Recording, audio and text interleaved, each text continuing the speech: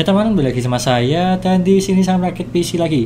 PC rekomen pada saat ini atau di tahun 2023 lah, apalagi di bulan September menggunakan rakitan yang ada di sini sangat worth it untuk PC gaming di harga terjangkau juga di 7 jutaan.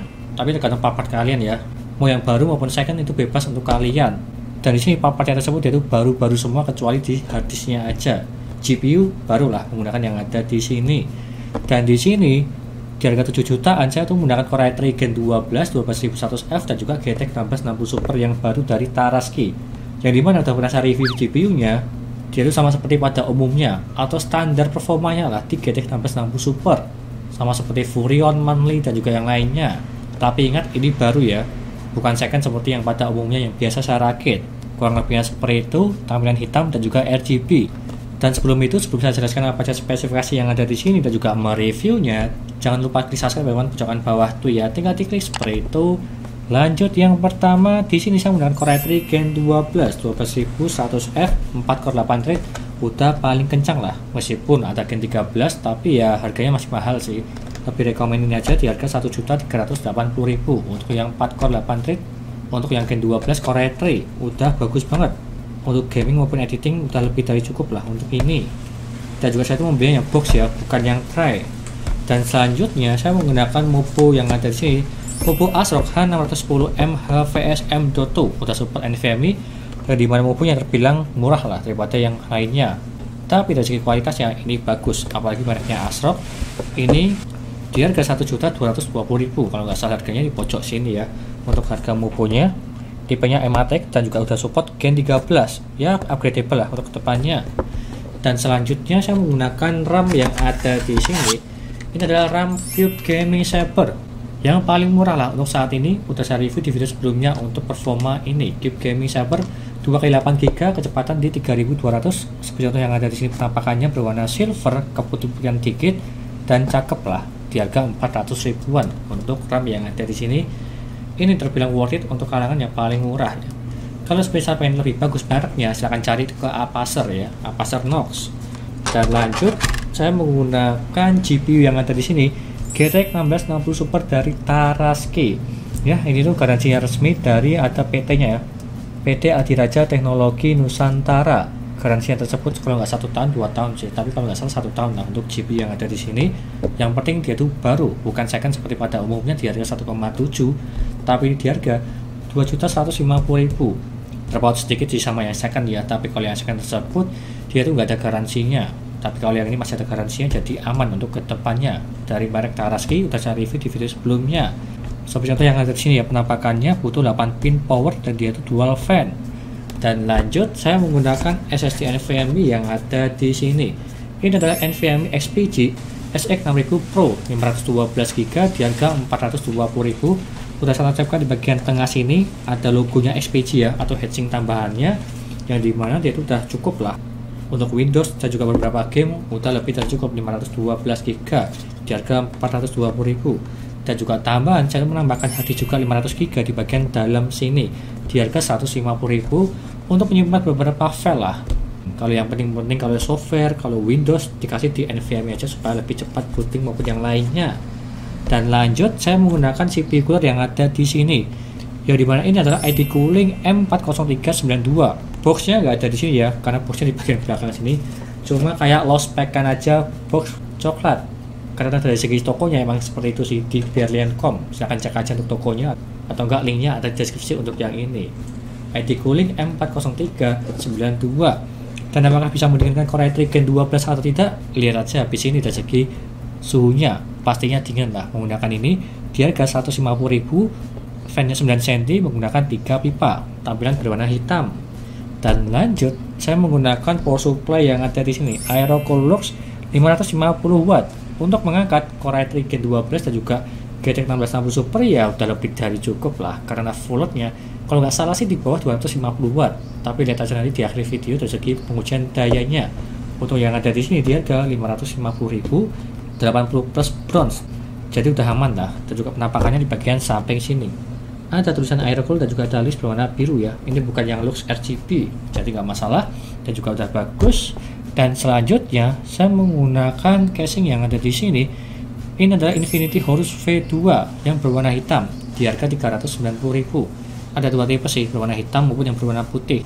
Tapi kalau yang berwarna putih kayaknya sudah jarang banget karena emang langka, tapi kebanyakan sekarang di berwarna hitam. Seperti contoh yang ada di sini tipenya MATX dan dia itu simple, ada power supply cover dan juga tampilannya sangat menarik sekali. Sama seperti casing pada umumnya, di bagian depan dia itu ada mesh-nya, meskipun belum ada free fan-nya ya. Dan juga fan di sini saya menambahkan fan dari power up ada 6 ya, cuma auto RGB aja. Di bagian depan 3, atas 2, di bagian belakang 1. Satuannya di 35.000 kali entam di 210.000 untuk fan yang ada di sini. Supaya sirkulasi udara yang itu cakep, bagus dan juga tampilannya sangat menarik. Bertemakan hitam RGB seperti contoh yang ada di sini penampakannya. Kurang lebihnya seperti itu dari spesifikasi yang ada di sini sudah saya sebutkan satu persatu. Apakah worth it atau tidak di harga 7 juta lebih sedikit, 7,1 juta lah untuk komponen yang ada di sini. Kalau aku pribadi bilang worth it ya, karena dia itu menggunakan GPU yang baru ya, bukan yang second. Kalau yang second bisa lah di bawah 7 juta untuk yang ada di sini. Itu aja dari saya, gak usah berlama-lama. Lanjut aja ke gamingnya. Yo.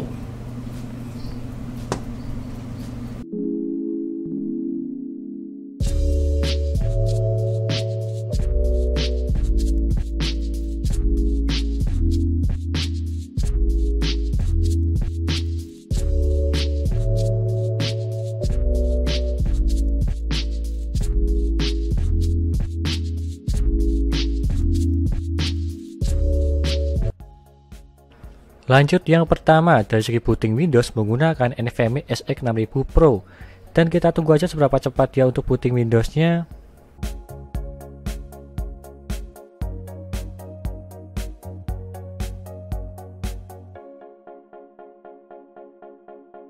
Dan dia mendapatkan di 15 detik, terbilang cepat kalau yang ini.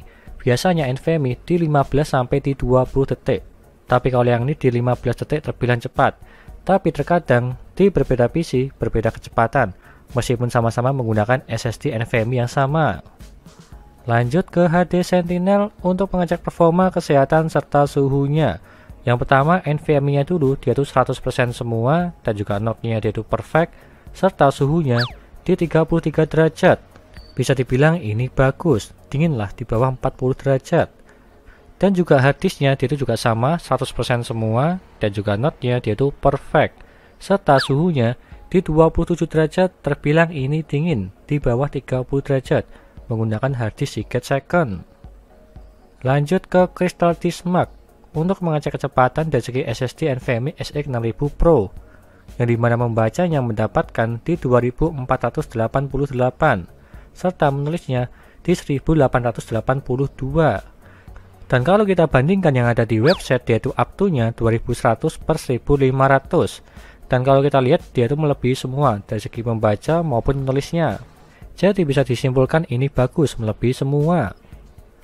Lanjut ke HW Monitor menggunakan ID cooling M40392 untuk mendinginkan Core i3 Gen 12. Minimal yang mendapatkan di 30 derajat dan juga maksimalnya di 60 derajat. Terbilang ini dingin semua. Untuk minimalnya cuma diem aja di desktop, tidak ngapa-ngapain. Dia mentok paling bawah di 30 derajat, terbilang ini sangat bagus. Dan apalagi di maksimalnya mendapatkan di 60 derajat. Ini saya tes di CPU di Cinebench 5 kali berturut-turut dan dia mentok paling tinggi di 60 derajat menggunakan CPU cooler ID cooling. Lanjut ke gamingnya, yang pertama GTA 5. Settingan 1080p dan juga settingan very high mendapatkan di 153 fps. Untuk yang ini juga masih aman lah, di settingan rata kanan mendapatkan di 100an lebih. Dan apabila di game GTA Roleplay, ini pun juga masih aman, masih mendapatkan di atas 100 fps tergantung settingannya, di very high maupun di high untuk GTA Roleplay. Lanjut ke RDR2, settingan 1080p dan juga settingan high mendapatkan di 64 fps. Ini pun juga masih aman, masih mendapatkan di atas 60 fps di settingan high. Ya cocok lah untuk settingannya. Kalau misal ingin lebih, silahkan setting ke medium maupun ke low untuk yang ini. Lanjut ke Need for Speed Heat. Settingan 1080p dan juga settingan high mendapatkan di 68 fps. Ini pun juga masih aman, masih smooth lah, di atas 60 fps di settingan high. Kalau misal ingin lebih, silahkan setting ke normal maupun ke low untuk yang ini. Lanjut ke Far Cry 6. Settingan 1080p dan juga settingan high mendapatkan di 82 fps untuk rata-ratanya. Ini pun juga masih aman, masih mendapatkan di atas 60 fps dan cocoklah di settingan high untuk yang ini. Lanjut ke Shadow of the Tomb Raider. Settingan 1080p dan juga settingan high mendapatkan di 80 fps. Yang dimana ini settingan paling bagus lah, di settingan high masih mendapatkan di atas 60 fps di game Shadow of the Tomb Raider. Lanjut ke Battlefield 5. Settingan 1080p dan juga settingan high mendapatkan di 64 fps. Ini pun juga masih aman, masih mendapatkan di atas 60 fps di gamenya Battlefield 5. Jadi rata-rata game yang dimana medium ke berat masih bisa lah mendapatkan di atas 60 fps, apalagi di settingan high. Seperti contoh di gamenya ini Battlefield 5. Lanjut ke dayanya. Untuk yang ini minimal yang mendapatkan di 68 watt. Terbilang agak boros lah untuk yang ini. Standarnya di bawah 60 watt untuk minimal hemat listrik. Tapi kalau yang ini di atas ya nggak masalah sih. Mungkin dari segi RGB di bagian casingnya, itu memang banyak RGB-nya, jadi agak boros sedikit. Tapi nggak masalah sih untuk yang itu. Serta maksimal yang mendapatkan di 245 watt. Kalau yang ini masih aman lah, di bawah 250 watt.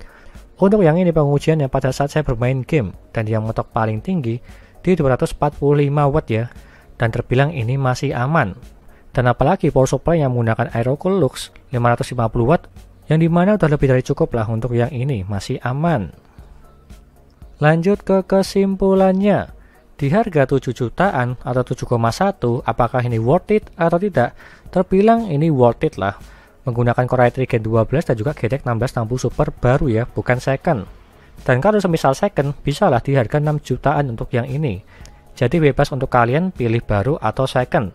Serta yang ada di sini bertemakan hitam RGB, seperti contoh yang ada di sini.